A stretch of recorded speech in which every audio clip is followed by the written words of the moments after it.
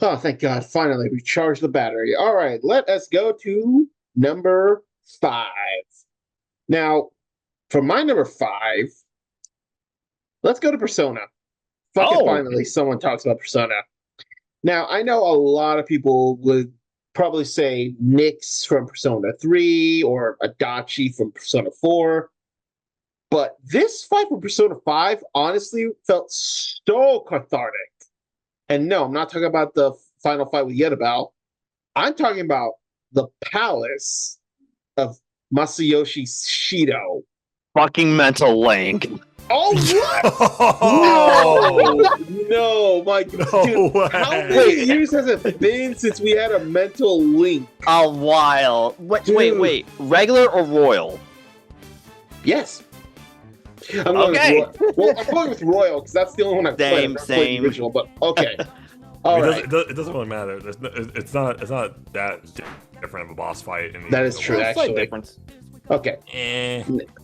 So, throughout the game, you tell people that you were expelled because someone, pretty much sued you for, assault. Then you realize the person that assaulted you is Masayo Shido, who is running for the governor. Well, wait, the governor office? Prime Minister. Prime Minister. He is running for Prime Minister. And you also realize Akechi works for him. So when you reach his palace, you find out it's a fucking cruise, which is like, what? I'll be honest, I did not expect that to be the palace. And it was a pain in the ass to get through, especially after the whole Akechi boss fight. But then when you reach Shido, this man, he is the epitome of pride. I mean, just look at his fucking shadow form. He's literally in golden armor riding a fucking tiger. What the fuck? But my God, dude, his boss fight fucking pushed it. Like, I know Kumura's boss fight was complete utter bullshit. This one, I had to lower the difficulty. I'll be honest. I lowered the difficulty because of Shido. Like, his moves just either they penetrate through your defense, they make you go weak, or they're immune to it.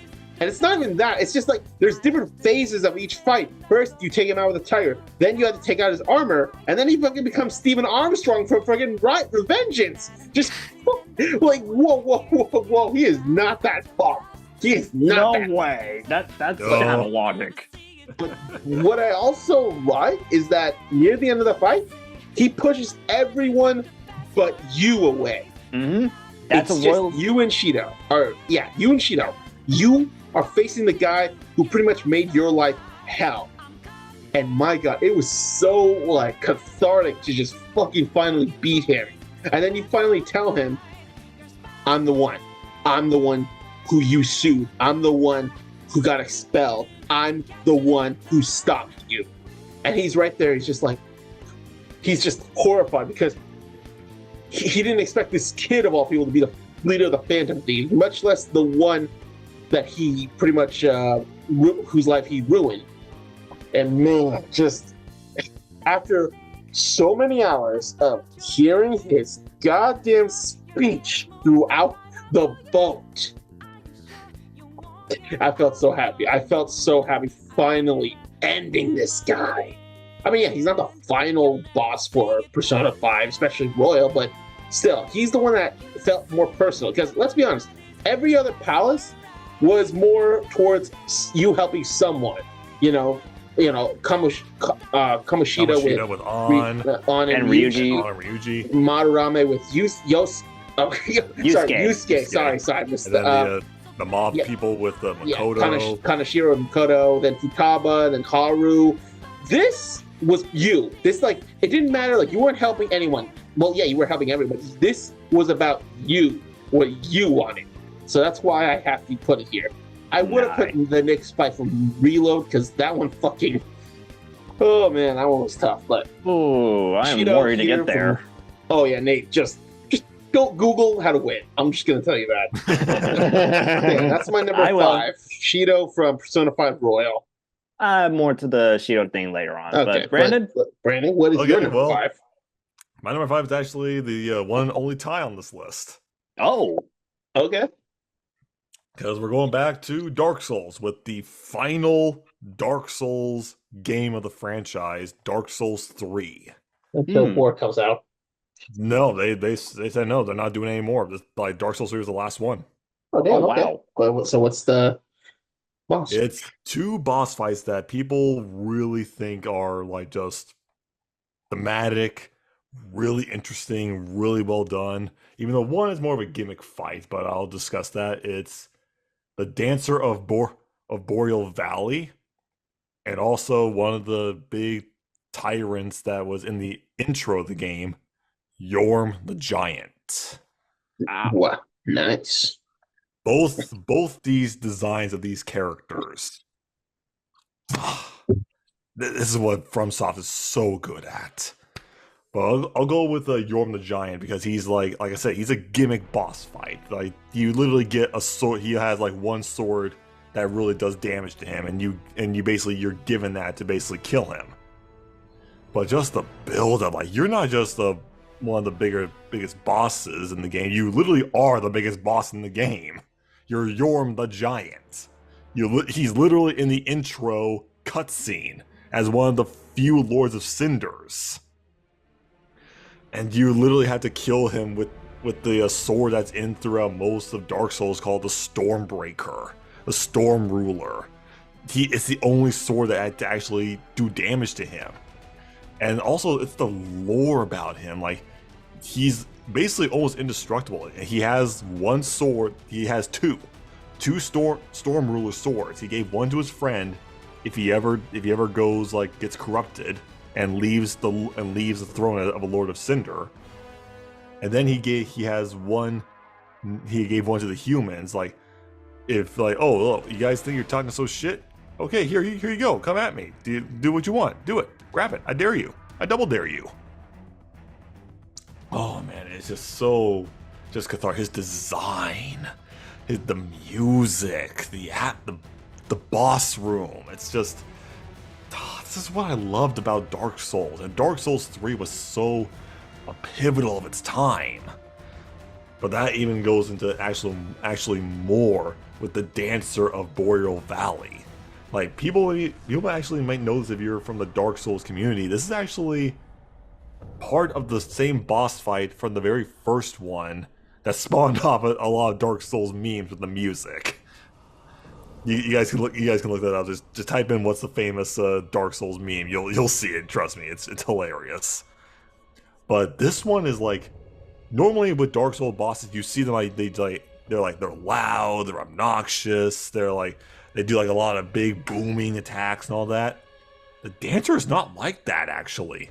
It's like fighting basically an assassin, and just how it starts, you see the doors of the chapel close behind you, and you hear droplets of abyss acid dripping to the floor, and you look up and you see the Dancer just contorting down and actually falling down like a gymnast, and just not even like a big thud, landing gracefully, like you hear nothing from her armor. And she has not just a fire sword in phase 2 in the boss fight. She brings out an abyss ice sword, and just the movesets are if you get caught in some of them, you are gonna blast through your flash no matter how many you have. No matter how big your health bar is, these two will find a way to just diminish you if you're not careful. And that's why these two are so famous in Dark Souls 3. Yes, there are other ones like the Nameless King, or High Lord Willor and all that, but these two to me are probably some of my favorite designs, favorites level bosses, and also just the music is eerie choirs, eerie violins, and then when you get to more crescendo bits, it's I love it. FromSoft knows what they're doing, and that's why it makes these games so much fun. So that's why I gotta talk about these two from basically the best Dark Souls of the trilogy, Dark Souls 3. is right here at number 5. Nice. Wow. Nice tie. All right, Nate. So continue about Shido. Yeah, I'm glad that Kevin didn't touch most of it because here's the interesting thing about those, like, part 1 of the boss fight. Each of, like, the different phases, it has different weaknesses, so it makes you wonder. You can't just go straight forward because, like, every other boss fight we've seen, it only has, like, very straightforward weaknesses that we can go for, we can exploit. Shido changes the weaknesses every time you take out a certain phase. You take out the lion, which is, like, with a bunch of, like, magic and all that. Okay, he's gonna switch it up. Now he's immune to magic. And you think, like, oh, I'm getting weak to, like, all the physical. Screw it! Let my third part be immune to all of it so I can nuke them. What a little bullshit. Yeah, it was. Yeah, it was, like, bullshit. Like, I remember, like, getting a lot of game overs in the original playthrough because of it. But anyway, it's also in that second phase that, yeah, it's definitely going to be a bigger challenge. And the whole thing with, like, Shido and Joker, that's actually a Royal exclusive content, because in the original, you get to fight them down as a team. Oh, yeah. Oh, right. I remember. Yeah, it was... Yeah, Royal made it more personal, and I like that. Yeah, it really made it more personal, because even Ryuji said it best. Our leader's gone through shit because of you. It's on. And, man, I didn't think that Ryuji's words would be that legit when I had to face Shido solo. This is like, no party backup, no nothing. You just gotta do it yourself. And it just made it all the more cathartic to finally take down the man that is not only aware about how the palaces work, so he could at least, like, invert a change of heart if he wanted to, but it was also satisfying to avenge everyone. And yet, even, like, to an extent, Ketchy, because, yeah. Yeah. Let's be honest, Shido was a shit father. what was obvious about it? True, Yeah, true. Yeah. So yeah, that's my number 5. Shido, I would have talked about some other Persona 5 bosses, especially the one for Strikers with Akira Tonoe.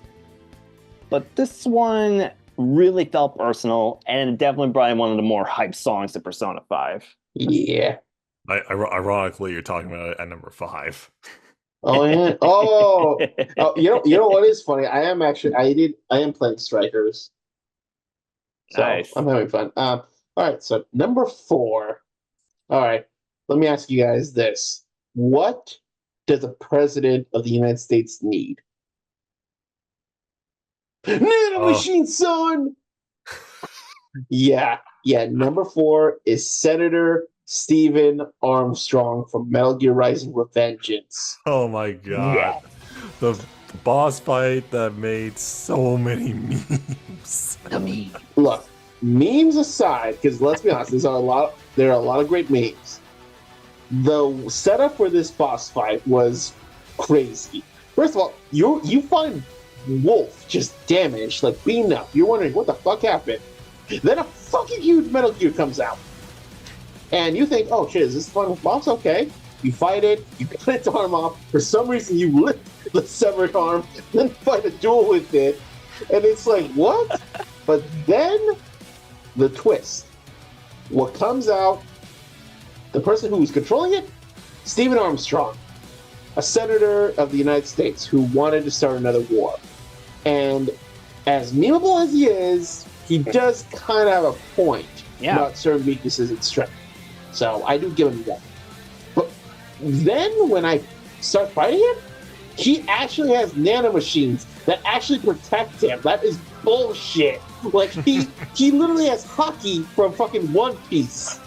Only Konami could do that bullshit. And then like, when you first fight him, you know, you could not even hurt him. You're scratching the surface. And he breaks your sword and beats the shit out of you.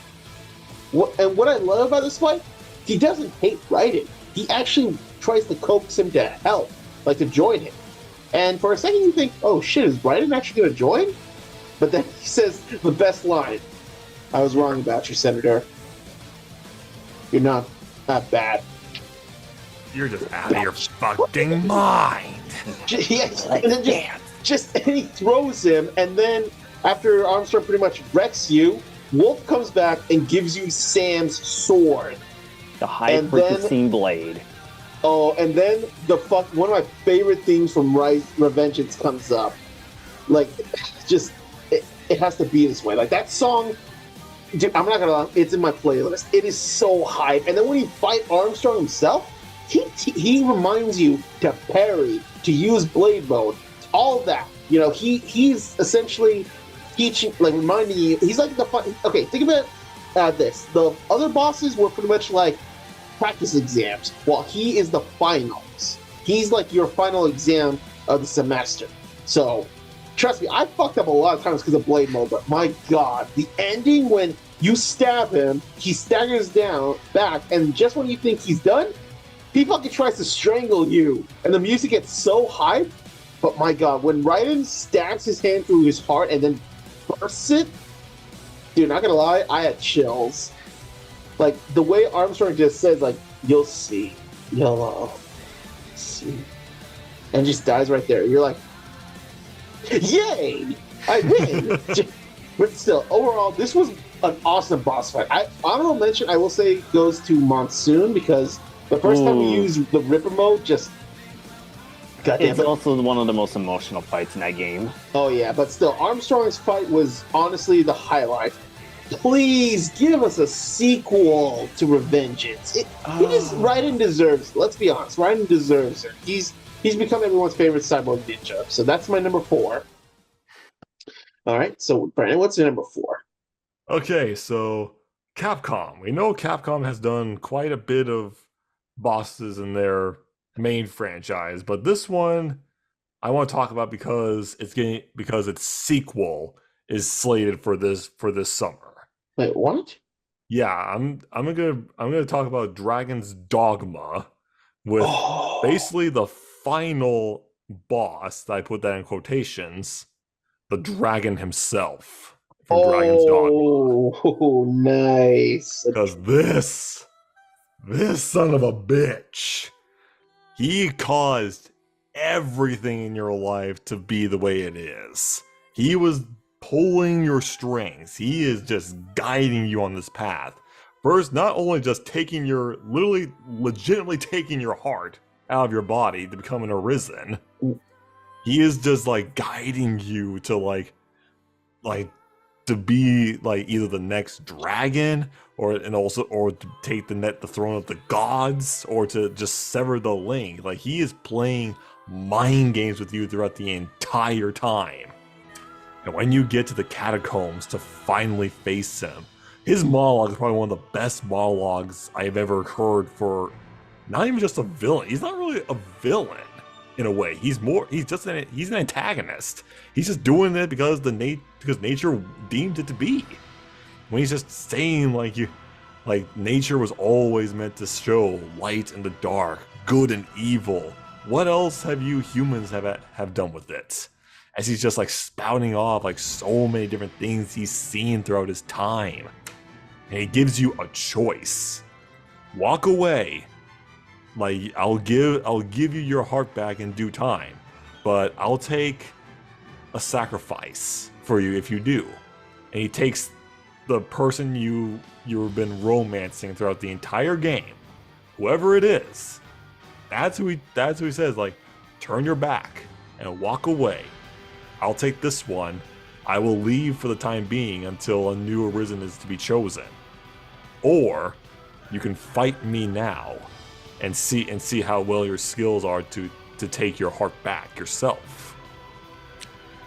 So yeah, when you decide to fight him, his fight is a chore. Because he starts off by chasing you through the catacombs. You can't even fight him. You literally have to run away. It's literally a dragon chasing you from, like, breaking through the catacombs as you speak. Then you go to the outside. He flies around, shooting fireballs at you as you try to get to the next end of the castle. And when you get to the castle, you shoot a ballista at him. He grabs you and, like, as he takes you down with him to a canyon, and the way Dragon's Dogma's bosses are, they have the full health bar, but underneath they're like little tiny circles to show like how much of a progress is. His is fucking 10. 10 little circles and a huge health bar. That is bullshit. Yeah, that's way too much. Well, you literally have to use the environment. You can't fight this guy on your own. You literally use everything that you've learned. Use the environment. Use the ballistas next to you to actually do massive damage to him. But the motherfucker, when he does that, he flies up and destroys it. So you have little time to get around because his fire breath literally knocks out half of your health if you get hit with it. But oh my god, it is so much fun to hear the choir just belch out as he rises up and you're climbing on him, just trying to stab his skin, trying to stab his one weakness to do damage to him is his chest. His chest where your heart is where it's hold.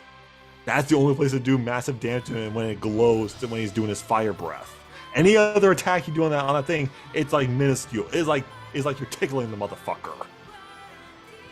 So yeah, I'm really excited to know what they're gonna do with Dragon's Dogma 2 because I don't know what ending did they choose to make this canonical? Because the dragon is back. So what did they actually choose? I'm really curious about that. But I have to talk about this boss fight in this game. There are so many good ones. I could have easily said the Hydra boss fight, or I could have said the Griffin boss fight. But the dragon alone, like the namesake of the game, you facing his dogma, his choices that he lays out to you. That's why it's the best boss fight of that game. And the voice actor, is so cathartic and metaphorical. I love it. Damn. No, I kind of want to play it. I'll play it one day. But all right, Nate, what is your number 4? All right. We mentioned one Pokemon. I'm going to bring in another one. Oh, nice. And no, it's not Cynthia, but I am technically going to talk about something related to Cynthia because we talked about like a lot of final bosses. What about a hidden boss? Hidden bosses can actually be really difficult. And goddamn, Legends Arceus really did not hold back when you had to fight Volo. Oh, the descendant of Cynthia's great ancestor, right? Oh, Yeah. that guy. Because literally, the first time we met him, he's literally a traveling merchant and is always helping you out throughout the journey. Who saw that coming when you found out that he's an insane guy that wants to get praised by Arceus and make a deal with the Pokemon version of Satan? Who saw that coming? Crazy fan theorists? Yeah, that's one example. But anyway, like, I had to admit, like, the build-up to it is, like, he did drop in, like, the lore and origins that he wanted to figure out the discovery of what Hisui is all about. But then, when you had to gather up all the plates to summon Arceus, turns out he decided to turn your back and challenge you who gets to battle Arceus. And my God, this team did not hold back. Legends Arceus was already difficult as it is. This one cranks it up. Like, yeah, even when you got a fairy type to take out Spiritomb, no, that Spiritomb can actually take you out either with like a strong strike style or the quick and agile style. Jesus. Yeah, and of course, yeah, his team is based on Cydia. I mean, he has like the Roserade, the Togekiss, the Lucario, and of course, freaking Garchomp. But I think the one Pokemon that caught me off guard was his Hisuian Arcanine. Oh, jeez, that thing is like a mother trucker. Shit, fire rock type down. Yep. And you thought, okay, I finally beat him. Nope. This guy went way more insane, and he summons Giratina. And guess what? You don't have a chance to heal up. So you lost like 4 Pokemon? Well, good luck trying to revive all the other one while you had 2 left. Dude, seriously? I'm not shitting you. That happened, and I was like, oh my fucking God. Wow. That is so sad. It's that, and it's also like the biggest bullshit ever. Way more than Getsus. Because here's the thing. It comes in like in the standing tall form that's similar to like Palkia and Dialga has. You take it out. Okay, good. Psych! It comes into its true origin form and you have to fight it again.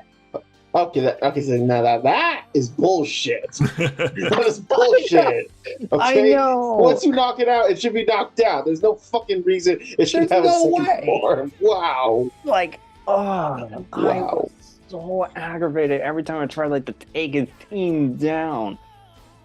But finally being Volo is one of the most satisfying things I've ever felt in a Pokemon game. I already had that satisfaction of being Cynthia in Platinum and in Brilliant Diamond. So being Volo in this one, satisfaction times 10. Nice. Yeah, Okay. I want to put it in like in the top 3 for how out of nowhere it is and how fitting it is for a hidden boss to be bullshit. But I just like the other 3 bosses a bit more. And Volo, for a spin-off game for an origin story, pretty well done. I am definitely curious of how they're going to handle the next edition of the Legends game for the Origins of Kalos. Maybe they should focus on that series than new Pokemon. Because let's be honest, the recent Pokemon games have been shit. That's Buggy. And here's the best thing. Here's the best way to fix it. Get rid of all the bugs and glitches. Yeah, that's true. Anyways, all right, nice. All right, guys, we're at our top 3. And for me, here's the thing. We all know that if you do a New Game Plus with certain games, you pretty much know the strategy of how to beat a boss, right? Like you fight it, you know certain weaknesses, and it's easy. It's sometimes easy. What if the boss you fight adapts to each time you strike him? Like you think you can beat him one way? Oh no, he'll stop that way. Try to beat him another way? Oh no, he'll stop it. That's essentially what Mr. Freeze does in Batman Arkham City. Oh, yeah, that's good. That's a good one. Now, let's be real. The Batman Arkham series hasn't had a lot of great boss fights. Not too many. There's a few good ones, especially on honorable mention is definitely Deathstroke from Origins. That one was great. But the Mr. Freeze fight. Yeah. So pretty much you save Mr. Freeze after you learn that he might have a cure to pretty much an infection that Batman has because of the Joker. He makes the formula in exchange for you trying to find his wife. Of course, you're busy trying to stop the Joker, so you don't really have the time. But then when Mr. Freeze finishes the cure, he tells you, I want you to find my wife. And Batman, of course, he has no nonsense. He's telling him he'll find her. Mr. Freeze freezes the container that has the cure and pretty much wants to kill you. Or at least freeze you enough so you stop. And this isn't a straightforward fight. This is not like the bullshit Joker Titan fight from Arkham Asylum. Let's fucking forget about that one. That gave me PTSD. This fight, I love how it's not just a straightforward, oh yeah, I'll sneak and knock him out. No, because Mr. Freeze adapts. Sneak behind him and do a takedown? Nope, he has jet boosters to pretty much burn you if you go behind him. Go under the grates to do a sneak attack? Oh, no. He'll freeze the grates inside so that you can't strike him. Oh, are you going to try to glide up there? Nope, he's going to shoot the air so it's so cold your fucking cape freezes. Like, I'll be honest, guys, I was running out of ways to beat him. Like, he kept taking out all my favorite ways to beat him, even my new ways to beat him. He kept taking him out, and I was like, oh, fuck. His health's not, it's so close to ending, but which way have I not used? Which way? Like, I love that this fucking challenges you. I love that. Like, you have to think outside the box. How are you going to beat him? And, of course, the ending, when you beat him, you start punching him, and then all of a sudden the Joker appears in his face, and he starts laughing. You're like, what the fuck? And you realize, oh, right. He's kind of losing his marbles. And of course, Harley eventually is revealed to have stolen the cure, yada yada, but still. This was a great fight. I mean, the Clayface fight and even the Ra's al Ghul fights were pretty cool, but this one really made you think like Batman. You know, because let's be honest, Batman, like, without his gadget stuff, he's just a man, so you have to adapt. So that's why Arkham City's boss fight is here. A-list boss fight from basically one of the best selling comic book games that came out that year. Oh Yep. yeah. I do have one more, but we'll talk about it later. All right, Brandon, what is your number 3? Another comic book villain, actually, Yay! Hmm. from a game that fuck's sake, we need a remake or a remaster of this game. Oh, I know It's what one it of the is. best What? Marvel games of all time. Yes, yes. Marvel's Avengers? Get out. Hey, it's my video. Because no, Ah. I'm giving it to my favorite Marvel villain of all time, Doctor fucking Doom from Ultimate Alliance. Yes. Oh yes. Oh yes. Nate's getting so hyped. Because That was a great one, but damn, it was my God, this thing made me rage so much. Like my team, I've kept my team the same because they were like good balance. Ghost Rider, Iron Man, Spider-Man, and Doctor Strange. It was a good balance. But then when you get to Doom's Castle, you see all of the corrupted heroes, both actual corrupted heroes or clones of the famous heroes. And then when you actually get to his Fantastic Four in the throne room. First of all, you gotta fight them as a proto-boss fight, but also you gotta take out the shield generators while you're doing it, while Doom bots are attacking you at the same time. And then when you do get to him, you're probably down to almost half or even a quarter of your health. Or hell, if you're unlucky, like my dumbass my very first time, I lost 2 of my squad members. Jeez. That's So- how PS2 is. Like Doctor Doom, he is a baddie. He is an OP power, yes. Yeah, I did not especially. expect him to be like this fucking god level. I mean, he did absorb Odin's power, so that's probably why. And he Doesn't wielded 2 mean Infinity shit Gauntlets. to make his freaking movesets broken as hell. His hitboxes half the time are broken. That's true. I'm just like, God damn it! I had to literally change my team twice to Damn. fight this guy. What team did you use to beat him? I still had Ghost Rider. I switched out Doctor Strange for Moon Knight. I also still had Spider-Man because he's a good melee and also ranged attacker. But then I actually, since I had the DLC on my original Xbox 360, I actually had in Doctor Doom on my team as well. Oh yeah, there's special dialogue. There's actually Yeah, special the dialogue. It's so good. Oh, But man. yeah, like this is what like imagine a remaster or remake of this game, changing up the combat system. Maybe see like the Doctor Doom like castle in today's graphic engine. That would be good. Think about that. Think, Marvel, think. It is like just give it to me. Just give it to me. I don't have my wallet, but Oh yeah, Oh, that yes. name. Marvel Ultimate Alliance, they have tons of good boss fights. A lot of Oh, the boss yeah. fights are really good. I mean, Yeah. you had Mysterio, you had Ultron and Baron Mordo, you even had the Mandarin. You got even when you go to Asgard with all the stuff. Like it's a good, great game. It is. But the final boss fight of the most absolute, just number one Marvel villain on anybody's list, not even my own, Doctor Doom has to go into top 3. He has to. You can't put him any lower than that. Damn. yeah, agree, my man. God. All right, Nate, what's your number 3? Well, people know me that I talk about like the stuff from the Hoyoverse genre. Some people think, oh, I'm gonna have a Genshin boss. No, I don't, because some of Good. them are okay. What I am gonna talk about though is something from Honkai Star Rail. Oh, I still gotta continue the game. Okay, but Which which boss? Well, and this is the one that made me go, yep, I'm sticking with Honkai Star Rail. I'm really loving this one. It will be the boss fight with Cocolia. Oh shit! This one, when we get to the Belbog arc, you thought, oh, okay, she's going to be an ally. Nope, she decided to have the government go against you. Mm-hmm. You just want to go. You just want to find out why is she doing this.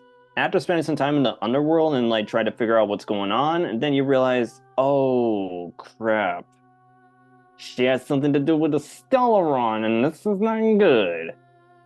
Like, yeah, we get to find a prototype version, and that prototype was all right. But god damn, getting to the final summit, fighting Cocolia is easier said than done. It's not fun. I fucking No. hated it. I'm sorry. I hated it. I know. I got frustrated trying like to break down the weaknesses. I got like the right elements to take it down, but even with that, it wasn't enough. No, the motherfucker keeps buffing himself. Yeah, and she keeps buffing herself. She kept like breathing you. She kept like summoning these other giant lances. And you think like, okay, I finally took down the first phase. No, she decided like to fuse with the freaking Stellaron and actually like bringing a freaking giant mech trying to crush you. Which, by the way, that shift alone with the Trailblazer, definitely a really cool way to introduce something. That was nice. And then we get to the second phase of the fight. It is so satisfying breaking down the weaknesses and finally taking out Cocolia for good. It took a couple of tries, but thanks to Trailblazer, Serval, and originally in my original playthrough, I did have Sela and Silverwolf to help me out, and that worked out. In new playthrough, I had the first two, but I also had Chinche and Natasha to help me out too, so it worked out. Yeah, well, because Natasha's healing is broken. Yeah, both Natasha and Huavos, but anyway, I think what also sold me for that fight, for not only how satisfying it was, the song Wildfire. Oh, It's a when I good one. heard that song, I'm like, okay, Honkai Star Rail, have my entire bank account. Yeah, I would have put this like a little bit higher, but I couldn't because of how bullshit it was early on. But getting to that climactic part of the fight was definitely one of the most satisfying things from Honkai Star Rail, and I applaud Hoyoverse for putting it together so well. That's why I had to talk about it for number 3. Kevin, you're muted. Damn it, Nate. Look what you did. Look what you did. All right. In all seriousness, for the second to last, man, this fight, I'll be honest, I haven't actually fought this boss fight, but I've seen it. It's emotional. There have been a lot of Spider-Man games. Okay? And a lot of them have a really good boss fights. Sorry. And let's just be real. The recent Spider-Man games have had some of the most emotional moments for Peter Parker. Mm-hmm. And I think the best example of this was the boss fight against Dr. Octopus from Marvel Yes. Spider-Man 1. Yes. Yes. Absolutely. Yes. All right. Now, listen, I finished Spider-Man 2 before playing 1. And while the Venom fight was okay, it wasn't the greatest. And we don't talk about the fucking Tinker. We don't talk about that. They should have made the power fight the final one. Damn. But this fight, pretty much the whole game sets up Dr. Octavius's ball from grace. He is the one that helps Peter. He's the one that helped made his suits, upgrade him. He's the one that's mentoring Peter. And you care about him. You really care about this guy. But fucking, of course, Oscorp ruins everything. Let's be honest, guys. Oscorp just ruins everything. It just ruins like everything. It literally, it's like It's- fucking Microsoft and Apple. Oh, And shit, yeah. Ubisoft and Blizzard, but that's another story. But then he gets to a point where he gets so desperate to want revenge against Norman, he creates the Sinister Six. You know, Electro, Shocker, Vulture, Rhino, Scorpion, Mr. Negative. Wait. No, Shocker was not part of it. It's just No, it not was Shocker. It was Electro, Mr. Negative. Rhino, Vulture, Scorpion, Mr. Negative, and himself. Okay, sorry, my bad. And of course, those boss fights were were good too, especially Mr. Negative. But Octavius, my God, just Peter had to make his own suit to counter Octavius. Like, that's how serious it was. Like, you could have gone with any suit. The game forced you to wear the anti-off. And first of all, it looks awesome. The suit looks awesome. Let's be real. It does. But the fight itself, you are trying to stop this kind of disease from spreading. And the only one who has a cure, Octavius. He's not getting rid of it easily. I thought, okay, I'll be honest with you. I always thought Dr. Octopus was just weak. I mean, he's just a guy with robot arms. That's it. It's not really as impressive as a purple guy who can snap half the universe apart. That boss fight proves otherwise. Oh my god, just the way he just slams his arms, the electricity that you have to jump in the air to dodge, and especially like during halfway through the fight, your web shooters break. So that's half of Spider. Let's be honest, half of Spider-Man's strength comes from the web shooters. Mm-hmm. So take that away, you're literally just a strong guy who can walk on walls. Like the fight, the more it keeps going, it just gets so more emotional to the point where after Peter's mask breaks, Octavius tells him, "I know it's you, Peter." And he's like, "You should have stayed out of this, Peter." Oh, you knew? You knew? I tried to warn you, to steer you from this path, but now you're leaving me no choice. And just the emotion between both Yuri Lowenthal and the voice actor for Octavius. I don't know who the voice actor is, but Sayers, I believe. I'll look at it. I think it is. Both are just, they give it all. And then even when you beat him, even when you finally beat him, it doesn't feel like you won. No. Because Octavius is a good guy. He just got dealt the wrong hand. And the way he just tells Peter, like, Peter, don't, please. And he's begging Peter to help. And you just see, like, the motion capture, just, holy shit, just the way Peter just cries. Because this man, the one he just beat up, he was his mentor. Yeah. He looked up to him. He worshipped him. He was like his second Uncle Ben. His hero. I mean, it hurts. And even says it, like, but I can't, but even if it hurts like hell. Like, because he tells him, like, he has to stop him, even if it hurts like hell. And then the way Octavius just goes, Peter! Just, and then what even what's worse is that Peter has to use the cure on everyone but Aunt May. Even Aunt May told him to do it. Just, goddamn, like, why couldn't this much love come to the sequel? I'm sorry, I like the sequel as much as the next guy, but this just fucking hit. So yeah, the writing was way better in the first one. Yeah, so we'll see what the third one has, because obviously they're going to make one, but nothing can top the fight with Octavius. Like the emotion, the action, it hit. So that's my number 2, because there's one boss fight that truly made me cry. So go ahead, Brandon. What is the second boss fight for you? For me, because these two are basically my all-time favorite games that From Software has made. Mm-hmm. And one of them actually got, the second one actually got them Game of the Year last year at the Game Awards with Elden Ring. Oh. And people may think like, okay, yeah, so like people always talk about the Melania fights or the Godric fights or something like that, but no.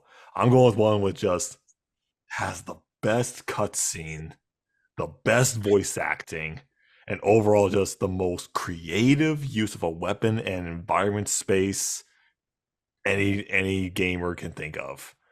It's the Praetor Rykard fight in Elden Ring. Now, a little bit of lore dump for you guys. Elden Ring is basically like kind of similar to what you say about Lord of the Rings and Game of Thrones. There's always like power struggles, and the Elden Ring is the thing that keeps people together. It's like the one ring to everyone, but that was shattered, and all the demigods got a piece of it. Praetor Rykard got his, but the thing is though, he was starting to get so corrupted that he was basically in no way sugarcoating, he was taken over by a giant snake. So he was basically fused with a giant snake. Yeah. Your logic is as much as mine, but you can't deny that boss design is so goddamn cool. And the thing is though, like his throne room, it is like you're just like walking into hell. The red tinted light all around the fire of the lava pit illuminating him. It's so nice, and it's another gimmick fight. There's only one weapon that can take him down, but this weapon this is like a fucking anime fight. It is like so over the top. You are slicing the air. You are like trying to run through with a serpent killer. Like this thing is like cracking the earth beneath you. It is like causing craters. It is so anime. It is so much fun. When you beat him in this first phase, the most beautiful cutscene comes up where he actually turns to you and you actually see his face form from the snake. It's like, very well. And he actually reaches into the snake itself and pulls out his sword. And the second phase, if you think you don't have enough healings in this type of game, you are fucked in one of his move sets. He summons up a hellstorm, arms up in the air, like infernal skulls coming at you everywhere. You have no choice but to try to run, but if you get staggered, he will slam his sword down, and it is a one-hit KO if he hits you with that thing. Ooh. But it's just like the voice acting and like just this is what I was expecting going into Elden Ring, because they showed him off in the trailers, the commercials. He was there. Like they showed him a lot. They were building him up. Like the lore about Volcano Manor. Like it's literally a castle inside of a volcano. It is like. So it's Mustafar. In a way, yeah. Nice. But it's so much fun. Elden Ring is such a good, fun game. Is it rage-inducing? Huh? Is it rage-inducing? Not as much, because, like I said before, some of the From Software boss fights, they feel fair. They feel like that you can beat them. It's just like, are you gonna risk it? Are you gonna risk, like, if you're like so low on health, you don't have enough healing items? Will you risk it, or will it kill you? You gotta play it safe as best you can. Okay. But Elden Ring is a really good standalone in the FromSoft franchise that I highly recommend to anybody. Because we're getting a huge DLC coming out. It's like basically it's like a sequel in a way. It is massive. It is a massive DLC. Damn, so yeah, just a version of Phantom Liberty. Yeah, just the Praetor Rykard fight is such a good fight, and it's so beautiful to look at. That's why it's probably one of my favorite. It's like my second favorite of a game that FromSoft made, but there's only number one is my all-time favorite FromSoft game. All right, Nate. Nice. What is your second to last on this list? Okay. Remember how early on I mentioned like how first bosses can set the tone for the game? This one, Kevin, you brought in the final boss of this game. I'm going to talk about the first one, Metal Gear Ray, Metal Gear Rising Revengeance. Yes. Yo, Oh okay. my god. Like, it felt like a final boss, let's be real. It does, because like in every Metal Gear game, the Metal Gears are usually the second to last boss fight. So going through the game as Raiden, and then when you realize, oh, you gotta find a Metal Gear Ray, I was like, this soon? It was like, oh, okay, I'm probably gonna have to go like in stealth mode, it's just like usual Metal Gear thing. No, let's crank it up, shall we? Yeah, no, Revengeance, there is no stealth. Are you kidding me? There's like maybe a little, but like everything else is just cut. It's literally hack and slash. Like, of course, yeah, you gotta attack the feed, but even with that, it can still crush you if you're not careful. And you think that was enough? No. Of course, like every other Metal Gear, you gotta dodge lasers, rockets, missiles, and any other BS that a Metal Gear can pull out. Yeah, I mean, at least you can block the bullets, unlike with Snake, where you have to dodge them. Yeah, I mean, like, yeah, you have to dodge with Raiden with the ninja run, but there are also times where you have to use your sword to slice through it. Yeah, the blade mode. Yeah, blade mode is just satisfying. But what's more satisfying is that two things. One, when you get to the final part of the boss fight, where you get to use its own blade against it and then slice it in half. Now that's how you finish off a boss fight. And of course, number two, remember how I mentioned Wildfire for Honkai Star Rail? Yeah. It definitely got an inspiration from this song, Rules of Nature. God, just when you block the blade and then just goes Rules of Nature, I'm like, whoa, don't hype me up. Damn. I was like, Don't have any more you already have. Like, I was already hyped on fighting the Metal Gear Ray the first time. When the song hits, I was like, okay, you sold me on the game. I knew I was going to have a fun time with this one. Yeah.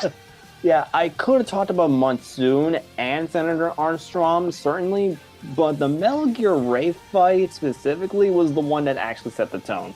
Also, I love how in the second part of the fight, later on, you get to hop on rockets and just go after it. that was cool. But let's also talk about the fact that this was when Raiden was at his weakest. Yeah. This was this isn't even when he was like the strongest. Okay, this is when he was just barely like decent, and yet he beat a Metal Gear Ray. Yeah, because like we already know that he got the enhancement for the sidebar, but then again, he got knocked down in that Metal Gear Solid 4 by one. Woo, man, that was awesome. Rising more to make up for it, so I applaud Konami and Platinum for giving us this underrated gem of a game. Yes, again, give us a sequel. Just saying. Just give us another game with Raiden. Yeah. Just something more. Yeah, because that fucking cliffhanger. Oh, I fucking. All right. Now, before we reach our final boss for this list, let's go with some honorable mentions. If you have any, you can say it. I only have maybe about 7. So, all right, I'll start off with Kraven the Hunter, Marvel Spider-Man 2. Tartarus, Halo 2. Metal Sonic, Sonic Heroes. Deathstroke, Batman Arkham Origins.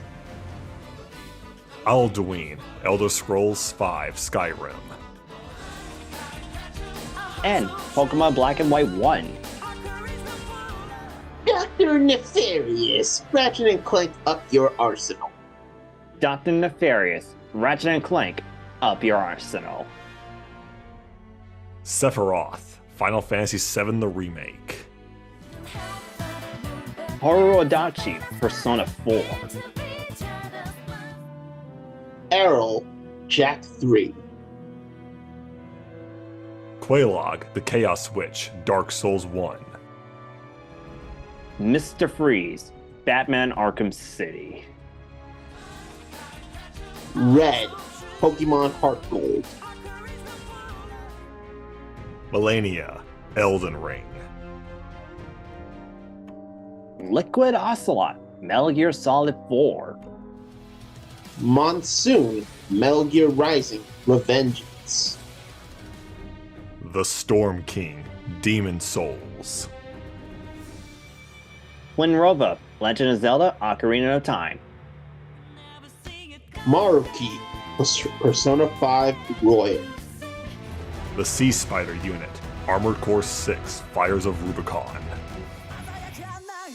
Shigure, Tales of Berseria. Hathan Kenway, Assassin's Creed 3. Venom, Marvel Spider-Man 2. The Prowler, Spider-Man Miles Morales. The Nameless Puppet, Lies of P. The Raiden Shogun, Genshin Impact. Nightmare, Soul Calibur. High Lord Willor, Dark Souls 3. Orphan of Cause, Bloodborne. Nice. Also, yeah, I gotta continue Rubicon, just to let you know. All right. Well, it is time, boys, for our final boss. And don't worry, we saved before we play it. Okay, we'll make sure. Okay. All right, we added the buffs too. You All ready? right. Yeah. All right. All these boss fights, a lot of them were more end game than not. This one felt freaking personal, way more personal than even the Shido fight, because it comes from a Metal Gear game, Oh, and this is the wait. best one in the Wait, franchise. It is the best one in the franchise. The boss from Metal Gear Solid 3, Snake Eater. Thank you. oh Thank you. my god! I know. Oh. Okay. This prequel, yes, this prequel, you were trained by one of the greatest soldiers of all time, the boss. Okay, she trained you in CQC. She pretty much became a mother figure for Naked Snake. Imagine every gamer's surprise when you play through the first mission. You get Sokolov, you get ready to extract. Turns out she betrayed the US for the Soviet Union. And when you try to stop her, she breaks your arm and throws you off a bridge into a river. Okay? You're literally broken. And you have to watch as the person that trained you leaves. And throughout the game, every encounter you had with the boss, she kicks your ass. She breaks your gun. She taunts you like every which way.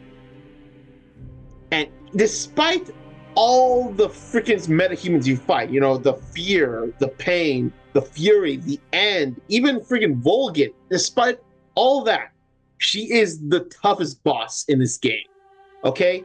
Finding her in a white field, pretty much in white camo, she pretty much tells you that you have to kill her because she has the Philosopher's Legacy, the thing you need to find. And then she explains that she used to be a mother, showing you her scar that she had to be cut open and lose her child for her nation. And then the fight starts. This is where you have to learn everything. Remember, CQC, stealth, like everything. Because her Patriot, it can kill you. It has infinite ammo. It could fucking wreck you. Not only that, dude, her camo makes her almost invisible. Like you literally have to watch every detail until she comes near you, and you can counter. But man, what I love about this fight too, no music. There is no hype music like in every boss fight you had with Metal Gear. No Ocelot music, no Vulcan music, no music. It's literally just you two. And when you finally beat her, she gives you the Philosopher's Legacy, and she tells you that you had to end it, that she's proud that now you have surpassed her. And then she gives you her gun, and you just aim it at her. And the game just stops because you only have to do one thing. Pull the trigger. And as soon as you pull it, the flowers turn red and the boss is dead. Even her white horse just goes up to her and just knees in sadness because its owner's dead. And you just feel like a part of you's died because, again, the boss was your mother figure. She was the one that raised you. You're practically her son. And the worst part about this whole thing is that you find out she didn't betray the US. She was a double spy. She did it for the US. And just the ending when you're promoted to Big Boss, Snake doesn't smile. He's completely just stone-faced. And when he goes to her grave, just gives one final salute. And just, goddamn, like, Snake Eater, again, it's one of the best games in the series, and just the amount of emotion Hideo Kojima put in this game, just, it's crazy, all right? And the fact that the boss had no powers, yet she was the toughest, honestly, it's a credit. So, yeah, of all the bosses I talked about in this video, she's the best in my opinion. Yeah, from Metal Gear Solid 3 Snake Eater. I cannot wait for Delta. Yeah, can't wait for the goddamn remake. I know. All right, Oh, Brandon, that is gonna be crazy. what is your number one boss fight? So as people may know, throughout basically 90% of my list, it's mostly been FromSoft because Yeah. they know how to make a boss fight feel epic, thematic, but also feel symbolic. And that basically all of what I just said combines to what this last boss fight is. Because this is also a DLC boss. And the thing is though, this boss fight and also to me especially and to everyone else in the FromSoft community, it is one of the hardest, the most cathartic, and even one of the most beautiful boss fights. It is Ludwig the Accursed from Bloodborne. Okay. Because as people may know, many people who have actually played this game, me especially, can probably say this boss fight is probably the hardest boss fight ever in a FromSoft game. Because this guy, he started off as a hunter, like you, hunting beasts of Yharnam. But the thing is though, he remembers he was once human, and the cutscenes show it. I mean, firstly, you see like the cutscene of him just like a deformed horse creature, just grotesque and everything. But when you beat him from this first phase, when you get to the halfway mark of his health, he falls. But then he realizes, and this is the first time ever you hear a boss monster speak. Oh, you were at my side all along. As he actually pulls out his sword, the famous Moonlight Greatsword. He holds it to the camera, and the illumination of his left side, you see he was once human. He was turned into a monster. And this boss fight, I've had run-ins with this boss fight. I have beaten him in like, it goes any which way. I beat him in like 30 seconds. I have run-ins when I tried 2 minutes. I didn't have one when it took me 2 hours. Because his movesets randomly change every time you face him. And just the music, just the building up of a choir. It is like, when you first fight him, it's actually like Metal Gear. It is all silent. You just hear the rumbling, the clawing as he just like walks towards you. And that's when the music starts going. And that gothic, eerie choir when you actually finally face him as a subtle human, as he goes from like a quadruped just roaming around like a monster to where he actually stands up and he actually uses a sword against you. It is like fighting a mirror image of yourself, because when you beat him, he tells you that this could have been you. This could have been you if you took too much of the blood like I did to become a better hunter. The blood is poison, how special it is. And if you overtake it, your mind becomes corrupted. You become a beast. That's what happened to him. It is cathartic in a way to understand that from him when you don't even know why you're in this world. He just gives you those little pieces. By the end of the game, it comes full circle. That's why it is such a beautiful boss fight. It is a challenging boss fight, and it has one of my favorite songs on the soundtrack in the entire franchise of FromSoft games. This is why he goes as number 1, as well as a lot of the people's lists. Ludwig the Accursed. Damn. I now kind of want to play Bloodborne. All right, Nate, what is your final boss?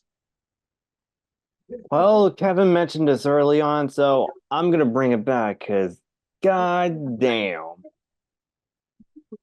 Dr. Octopus Spider-Man. Oh shit. He went up me. I'll admit that's fine. That's fine. Yeah, because if people know, Dr. Octopus is my favorite Spider-Man villain for a lot of emotional reasons. And my god, this game!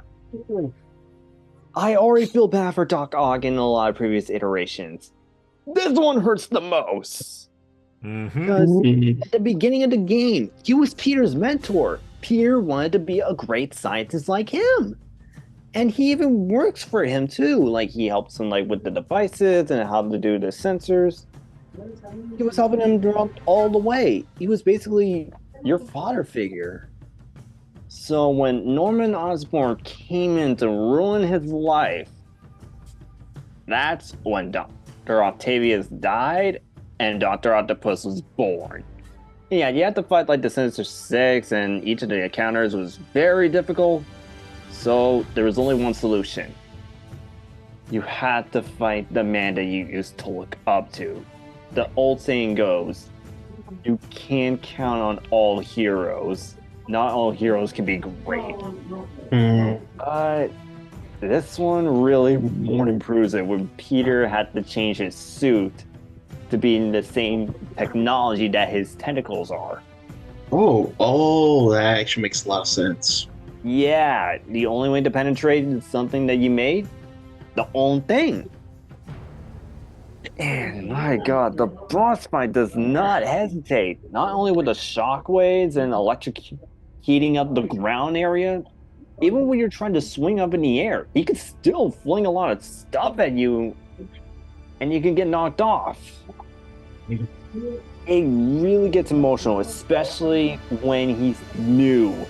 He knew that Peter was Spider-Man, and he knew that he tried to save Aunt May, but he said no. He wanted to focus on bringing down Norman Osborn. That really got me frustrated too, but at the same time, I can't help but feel bad. That really comes down to a really huge fist fight. And right when it looks like that Peter was about to meet his end, the lines that really got me. Peter, even the strongest man must make the strongest sacrifice. Couldn't agree more. Like, damn, Yuri and William. Both of them went all out with that final scene. It was just emotional.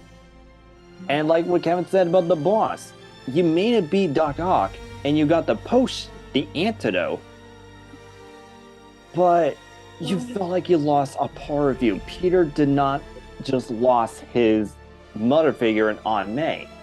He also lost another father figure in Doc Ock. That proves that Insomniac really know how to put a lot of emotion and depth with one of the most iconic Spider-Man villains. And I applaud him for it. I almost wanted to talk about the Prowler fight because that one just felt as emotional. But I can't say no to Doc Ock's fight in this game. And that's why I had to honor it as my number one favorite boss fight. All right. Wow. All right. Well, we finished the game, guys. You know what that means. New Game Plus? New Game Plus! Because Fuck why that. not? What? What's wrong with New Game Plus? All right. In all seriousness, that is our video tonight. Thank you for joining us.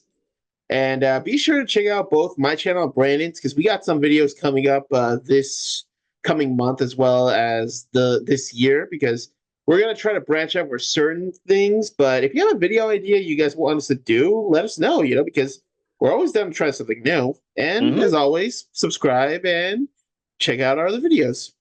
Good night.